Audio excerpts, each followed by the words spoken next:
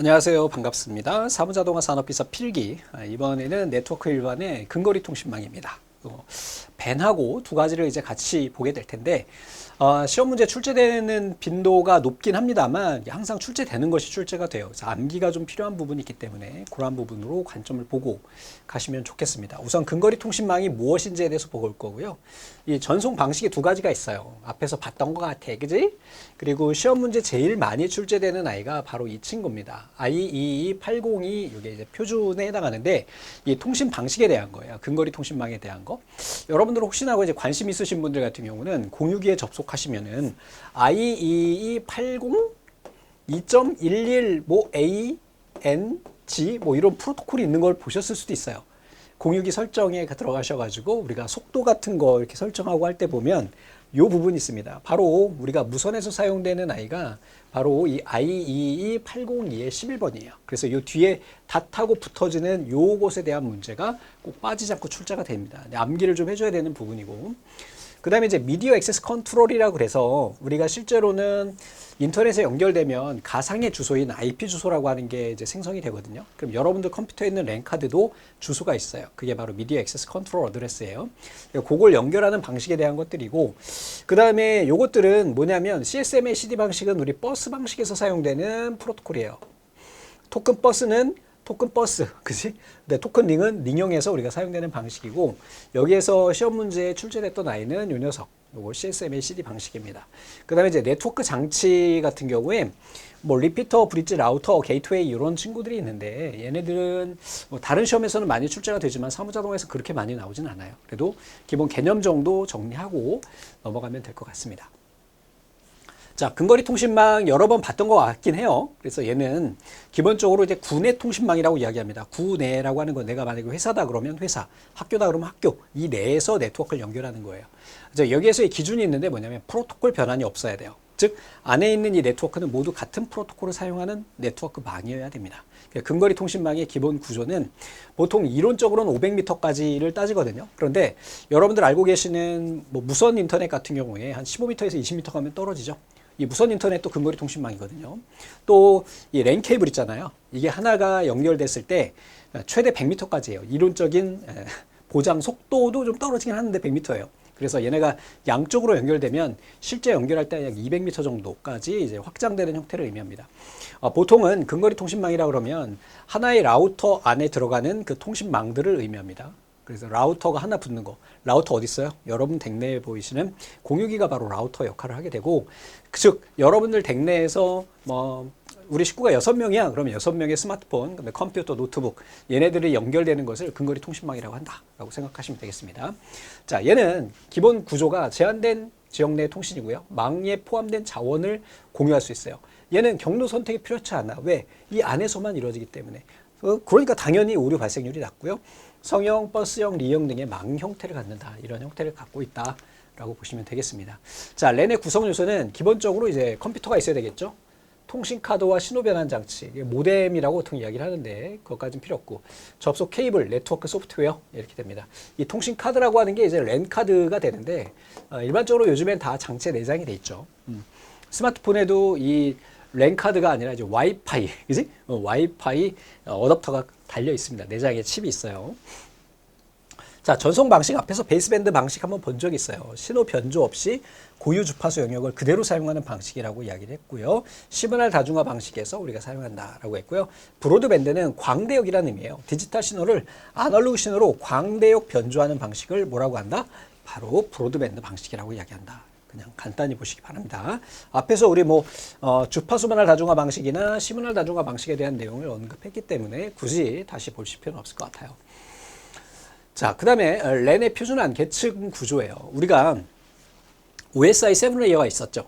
그리고 TCP, IP에 4계층이 또 있습니다. 그리고 랜의 계층이 이렇게 어떻게 되느냐? 바로 LRC, MAC, 물리계층이 세 가지 계층으로 구성이 되는데 얘가 시험 문제 출제가 돼 있었기 때문에 이렇게 언급을 했지만 자주 출제되는 부분은 아니니까 나중에 문제 보시면서 정리하실 것을 추천드립니다. 자, 이제 실제 시험 문제에 자주 출제되고 있는 꼭 빠지지 않고 출제되는 IAE 802 하위 표준에 대해서 이야기를 한번 해볼게요.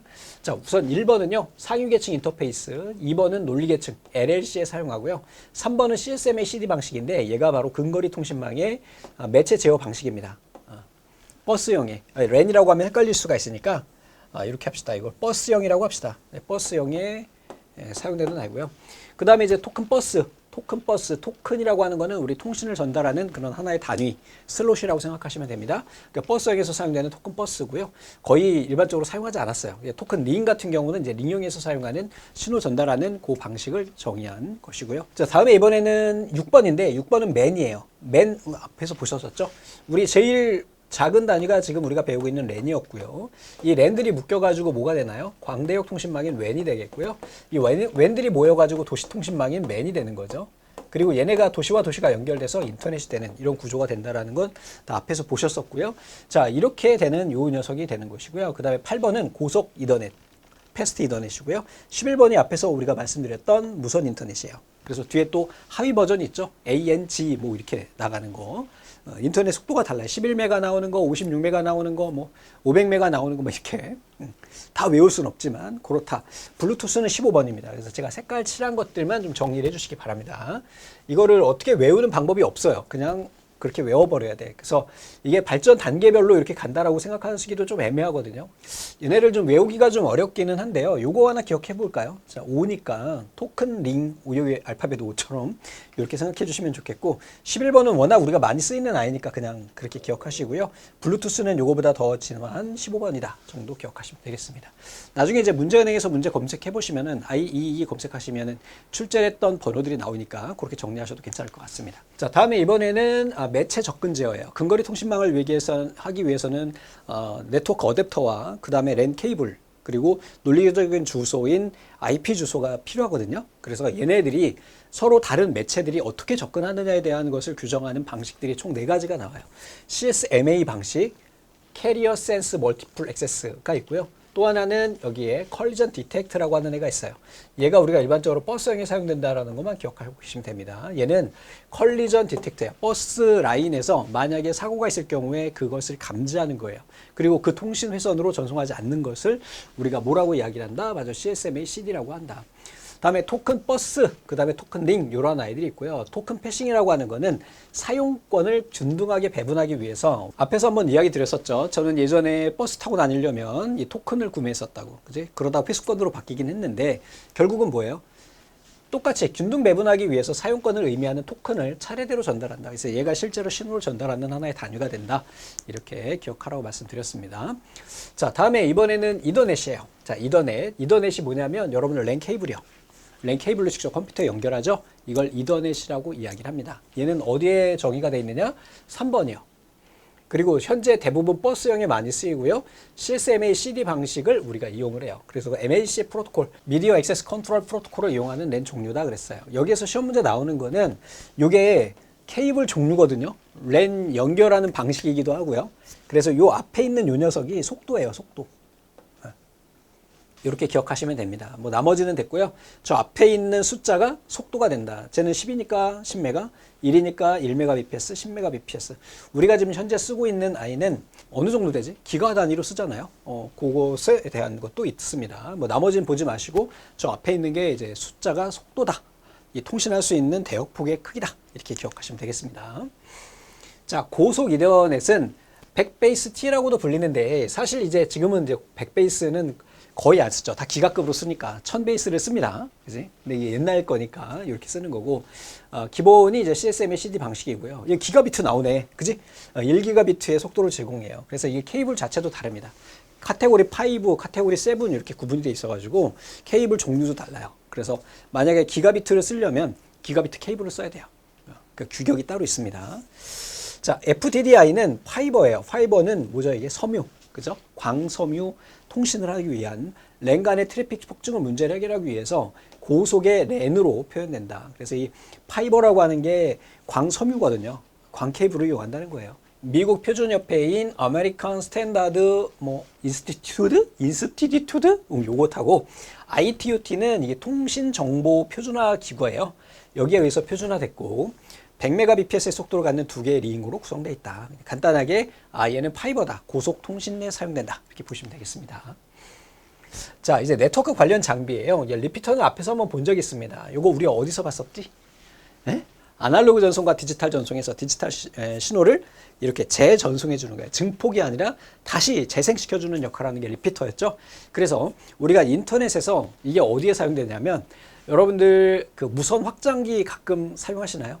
나 우리 집은 100평이야. 근데 공유기가 하나 있는데 끝방에서는 인터넷이 안 돼. 그럴 때 확장기 요만한 거 5만 원짜리 사잖아요. 그래서 콘센트에 꽂아 놓으면 와이파이가 끝방까지 연결되는 이러한 장치를 우리가 보통 리피터라고 이야기합니다. 자, 브릿지는 뭐냐면 다리예요, 다리. 근거리 통신망 두 개를 얘가 근거리 통신망 두 개를 이렇게 연결을 하는 거예요. 얘는 근거리 통신망과 근거리 통신망이기 때문에 한 가지 중요한 게 있는데요. 얘는 프로토콜 변환이 없어요.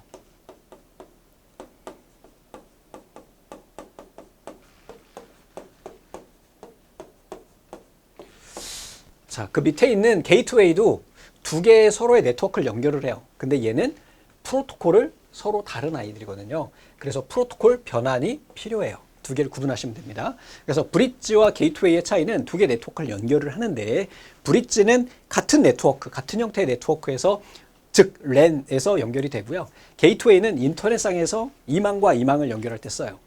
자, 라우터는요. 경로 설정합니다. 경로 설정. 되셨죠?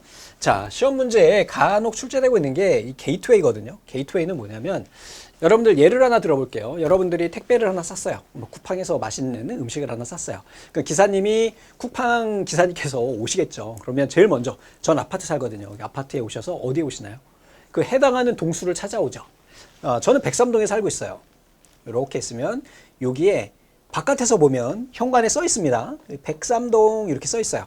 그러면 아저씨는 요 물건은 신면철 씨 제품인데 백삼동에 사시는군요. 그러면 제일 먼저 뭘 봐요? 백삼동인 걸 보죠. 그리고 어디로 들어와요? 1층 현관으로 들어오죠. 이게 게이트웨이예요. 그러니까 네트워크에서 보면 여러 개의 네트워크들이 있단 말이에요. 이렇게 네트워크, 이렇게 네트워크, 이렇게 네트워크가 있어. 그러면 예를 들어서 좀 더 큰 범위로 본다면 아파트가 여기가 9단지가 있고 여기가 10단지가 있고 여기 11단지가 있어요. 그러면 저는 몇 단지 사냐면 9단지 살아요. 그러면 이 9단지라고 식별하는 이 통로, 출입구가 뭐가 된다? 바로 게이트웨이가 되는 거예요. 즉, 통신 신호가 각각의 네트워크를 식별할 수 있는 통로를 게이트웨이라고 이야기합니다. 그래서 서로 다른 프로토콜을 사용하는 망을 연결한다. 즉, 이 망과 이 망을 연결하기 위해서는 결국은 그 해당하는 망의 그 위치를 식별할 수 있어야 되죠. 그래서 여러분들 댁내에 있는 공유기에도 보면 게이트웨이를 설정하게 돼 있어요. 게이트웨이 IP가 여러분들의 IP 타임이나 이러한 국내에서 판매되는 제품을 쓴다면 기본 IP가 어떻게 되냐면 192.168.0.1번을 써요. 또는 SKT나 U+ 뭐 이런 아이들 쓰면은 19168 뭐 351 또는 뭐 352 뭐 256 이런 번호를 씁니다. 이게 바로 공유기의 번호예요. 여러분들 댁내의 게이트웨이는 누구예요? 공유기요. 공유기가 바로 여러분들 집으로 들어오는 통로가 됩니다. 다른 네트워크와 분리된 곳을 통로로 우리가 쓸 수 있는 거예요.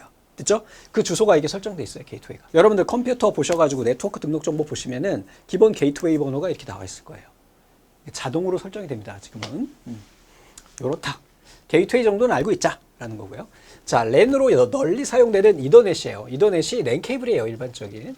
데이터의 충돌을 막기 위해 송신 데이터가 없을 때만 데이터를 정순하고 다른 장비가 송신 중일 때는 송신을 중단해서 일정 시간 간격을 두고 대기하였다 다시 정송하는 방식은 이건 충돌을 감지하는 거거든요. 그래서 얘를 CSMA, CD 방식이라고 이야기를 하는 겁니다.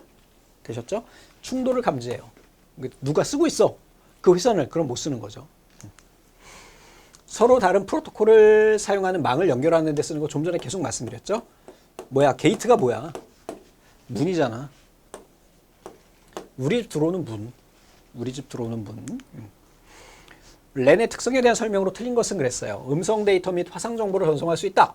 랜 프로토콜의 OSI 참조 모델의 하위 계층에 해당해요. 얘는 실제 물리적으로 연결되는 거잖아. 랜 카드랑 랜 포트랑 연결되는 거기 때문에 얘는 하위에 해당합니다. 자, 기억난 김에 뭐가 있었어요? 물리, 물, 대, 네, 트, 세, 표, 이렇게 되는 거고 얘가 하위고요.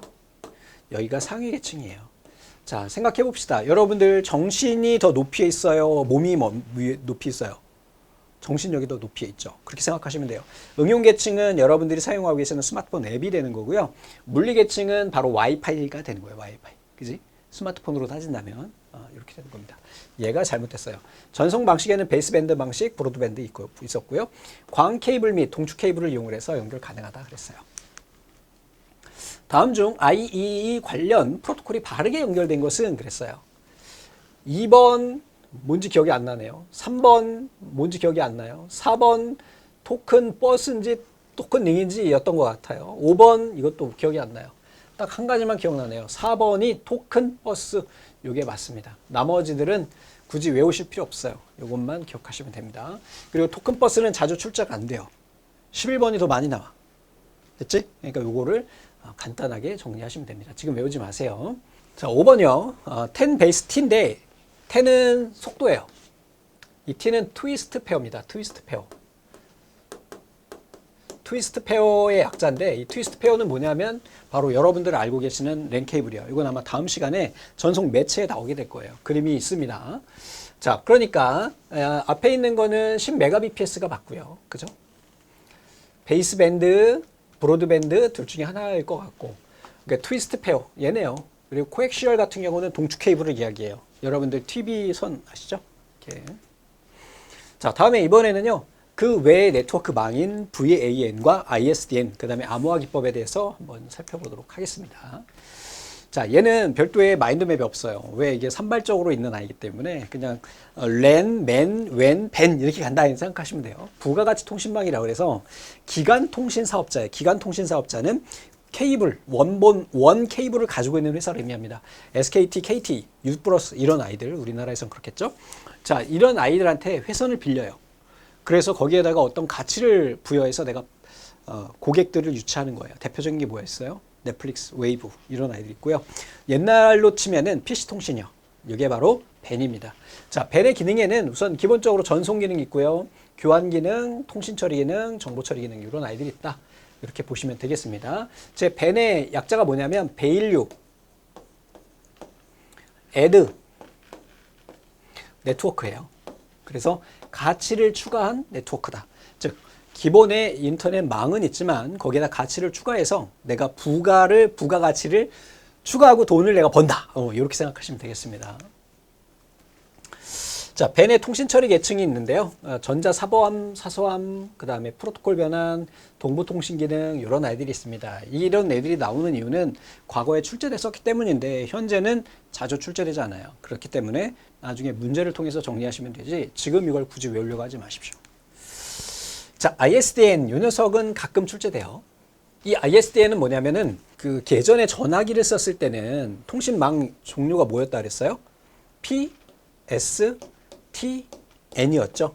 텔레커뮤니케이션이에요. 얘는 전화만 가능하기 때문에 데이터 전송이 안 돼요. 그래서 얘를 데이터 전송할 수 있도록 만들어준 게 PSDN입니다. PSDN. 즉 얘는 PSDN을 이용을 해서 다양한 통신 서비스를 제공하는 서비스예요. ISDN. 사설이나 잡설이는 앞에 과목에서 제가 몇 번 말씀드린 적이 있기 때문에 더 이상 말씀드리지 않고 얘는 I가 인티그레이티드입니다. 집적한 거예요. 여러 가지 서비스를 하나의 라인으로 보낼 수 있다라는 개념이에요. 디지털 방식으로 처리되며 음성과 비음성, 영상 등의 모두 종합적으로 처리하는 종합정보통신망이에요. 이것만 기억하시면 됩니다. 됐죠? 자, 서비스 기능은 하위 계층은 베어러. 베어러가 뭐예요? 신호 날리는 의미를 의미하는 거고요. 상위 계층은 텔레서비스는 신호를 실제로 이제 제어 신호를 보내는 거예요. 베어러가 실어 나르다 그런 의미에서 뒤에 이렇게 짚고 있다 이런 느낌. 자, 기본 속도는 베이직 레이트 인터페이스가 되는데요. 얘는 2BD입니다. 베어러 채널 2개와 그 다음에 디집 채널 1개 이렇게 되는 겁니다. 예전엔 좀 종종 출제됐었는데 요즘에는 출제 안 됩니다. 이게 너무 어렵기 때문에. 자, 1차곤 속도 인터페이스가 바로 PRI라고 이야기를 하고요. 얘는 고속통신에 사용돼요. 자, B 하나가 얼마냐면 64거든요. 64. 64kbps 곱하기 23하면 155, 1.5메가가 나오고요. 요거는 2메가가 나오게 됩니다. 선생님 속도가 너무 느린데요 하시는데요. 예전에 얘를 뭐라고 이야기했었냐면 통칭해가지고 T1이라고 이야기했고요. 얘는 유럽형이어가지고 E1 이렇게 얘기했어요. 이게 전용 회선을 깔면 야 우리 E1 케이블 깔았어 우리 T1 깔았어 그랬어요 30년 전에. 그래서 근데 지금은 요걸 좀 더 확장해 가지고 우리가 쓰고 있다라고 보시면 되겠습니다. 그래서 여기 베어러 실제 통신 회선인 얘가 64kbps고요. 그 다음에 요거는 신호 제어 신호 보내는 하나의 채널, 그래서 192 이렇게 됩니다. 국내 BRI 베이스 레이트 인터페이스는 192kbps다. 요것도 출제된 적 있지만 한 번, 두 번이기 때문에 굳이 지금 보지 마십시오. 자, ISDN의 접속 규격별 속도가 나와요. 베어러가 이제 64고요. 이 디지트가 뭐냐면 16도는 64인데 보통 64를 씁니다. 그 다음에 요것들이 이제 고속통신망에 사용되는 거예요. 그래서 H0부터 H4까지 있는데 더 있어요. 더. 요즘에 더 많이 요금도 쓰고 있기 때문에 얘를. 자, 베어러는 음성이나 데이터를 위한 실제 데이터 전송을 하는 애고요. 얘 같은 경우는 신호를 보내는 거예요. 신호. 그 다음에 하이브리드는 얘네 혼합한 거. 꽉 묶어가지고 초고속으로 보내는 겁니다. 얘를 응용해서 결국은 뭘 쓰냐면 ATM이라고 하는 애를 써요. 여기 나오는 BISDN이라고 하는 ATM 패킷을 만들게 됩니다. 그래서 155메가나 622기가, 현재는 더 늘어났죠. 그래서 초고속통신망, 우리가 집에서 쓰는 거 말고 기업 간 연결이나 아니면은 기관 통신 사업자가 사용하는 방식이 바로 ATM 방식이고요. 이 두 가지 ISDN 방식이 있는데 N 방식과 B 방식이 있어요. 얘는 내로우예요. 협대역. 얘는 브로드밴드니까 광대역입니다. 되셨죠? N은 협대역이기 때문에 64km밖에 안 되고요. 광대역은 이 채널, 베어러 채널을 몇 개를 가지고 있느냐에 따라서 속도가 기하급수적으로 늘어나게 되겠죠. 자, 이 BISDN에 해당해서 만들어지는 통신 모드가 있어요. ATM이라고. 얘가 시험 문제 이제 오늘 배우는 것 중에는 이 802 다음으로 자주 출제되는 아이예요. 뭐가 출제되냐? 숫자가 나와요. 광대역 종합정보통신망인 BISDN을 실행하기 위해 사용하는데 48바이트의 페이로드를 갖고요. 5바이트의 헤더를 가지고 있어요. 이걸 외우시면 됩니다. 아주 자주 출제돼요. 48바이트의 페이로드를 가지고 있고 5바이트의 헤더를 가지고 있다. 되셨죠? 이것만 기억하시고요. 얘는 이름 그 자체로 싱크로너스예요. 뭐? 비동기식 전달 모드로 고속 통신이 가능합니다. 5기가급의 통신 속도를 제공하는 방식입니다. 됐죠? 자, 암호화 기법. 앞에서 봤던 것 같아요. 암호화 기법에는 크게 두 가지가 있어요. 뭐가 있냐? 공개키 방식이 있고요. 비밀키 방식이 있어요.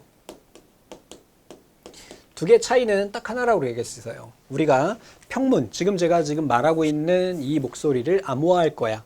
그러면 제 목소리가 평문이 되는 거고요. 그리고 이것을 우리 암호화, 어떤 특정 키에 의해서 암호화를 하게 되면 얘가 암호화 키가 되는 겁니다. 암호화 키. 그러니까 얘를 전송을 하죠. 받아가지고 얘를 다시 복호화 키로 얘를 이제 암호화 단계를 하고 여기를 이제 복호화 단계가 있는 거죠. 그래서 다시 평문을 만들어가는 이 과정이 되는데 이 방식이 두 개의 차이점이 여기에 나와 있어요. 그래서 비밀키라고 하는 것은 어떤 거냐면 암호화 키와 복호화 키가 똑같아요. 그래서 암호화 키를 알면 복호화 키를 알 수가 있기 때문에 키를 열 수가 있어요. 그러니까 어떻게? 이 키를 공개하면 안 돼. 비밀리해야 돼. 왜? 이 암호화 키가 알려지면은 그냥 복호 키가 비밀번호가 풀려버리니까. 됐죠? 자, 공개 키는 암호화 키와 복호화 키 두 개가 구분이 되는 거예요. 서로 달라요. 그래서 암호화 키를 공개해도 풀 수가 없어, 복호화 키를. 맞아요? 자, 대표적인 거 이야기 드린 적 있습니다. 우리 비밀키라고도 이야기를 하고요. 얘네가 보면 두 개의 키가 같아요. 그래서 대칭키라고도 이야기를 합니다. 반대로 공개키 같은 경우는 두 개가 서로 다르기 때문에 비대칭키라고 이야기를 합니다. 여기에서 시험 문제에 자주 나오는 거는 대표적인 알고리즘 두 가지입니다. RSA는 리베스트 샤마이 알드맨이라고 하는 세 명의 대학 교수, 이게 이 논문이 세 명이 같이 공저한 그 논문에 있는 그 방식이에요. 자, 그 다음에 이 녀석은요, 데이터 인크립션 스탠다드라고 해가지고 DS라고 쓰고요. 블록 암호화의 방식의 일종이에요. 그러니까 정보 처리에 가면 이 암호화에 대한 것이 좀 더 자세히 나오고, 이 블록 암호화가 뭔지 나오는데, 지금 여기서는 그런 건 필요 없고요. 그냥 비밀키 암호화 기법에서 암호화 키와 복호화 키가 같으면 대칭 키고, 암호화 키와 복호화 키가 동일하기 때문에 암호화 키를 공개하면 안 돼요. 그래서 얘네를 비밀 키라고 이야기를 합니다. 그리고 대표적인 알고리즘은 이 얘기 드렸었죠. 우리가 화장실에서 그 똥꼬 닦는 거 뭐라 그래요? 비데라고 이야기하죠. 화장실은 어때요? 나만의 비밀스러운 공간이죠. 비밀키 같은 경우에는 똥구멍을 비데로 닦는다. 이렇게 그냥 기억하십시오. 아셨죠? 비데스.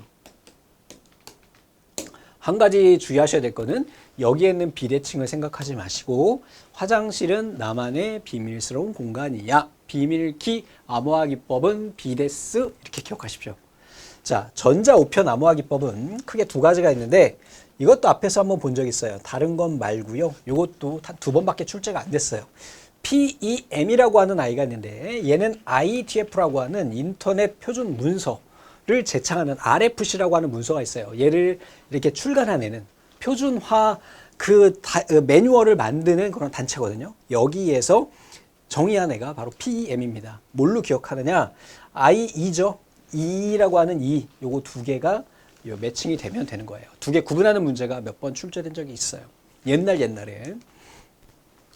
문제 갑니다. 공중전기통신사업자에게 임차한 통신회선에 자신의 통신망을 연결시켜서 메일박스나 서비스 프로토콜 변환, 포맷 변환 등의 부가가치 통신 서비스라는 거는 부가가치 통신망. 되셨죠? 자, ISDN의 기본적인 이용자망 인터페이스 구조는 어떻게 되나요? To be, to bearer, one digit 이렇게 되겠죠.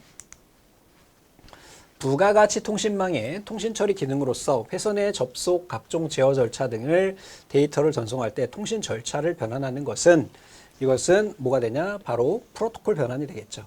그지? 데이터 전송할 때 뭐요? 통신 절차를 변환한대요. 당연히 프로토콜 변환이 되겠죠. 4번이요.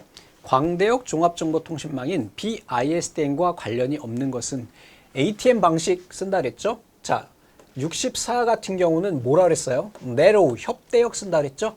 광전송 멀티미디어 서비스는 다 모두 다 광대역 통신에 대한 내용입니다. 다음 중 정보통신 시스템의 ATM에 대한 설명으로 틀린 것은 이거 엄청 나온다. 예?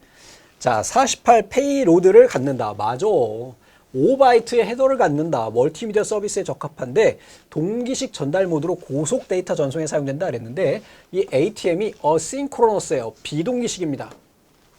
어싱크로너스 이름 그 자체에 비동기가 붙어 있어. 자, 그래서 여기까지 해가지고 우리가 오늘 랜과 벤 이런 아이들 또 ISDN에 대한 내용을 배웠습니다.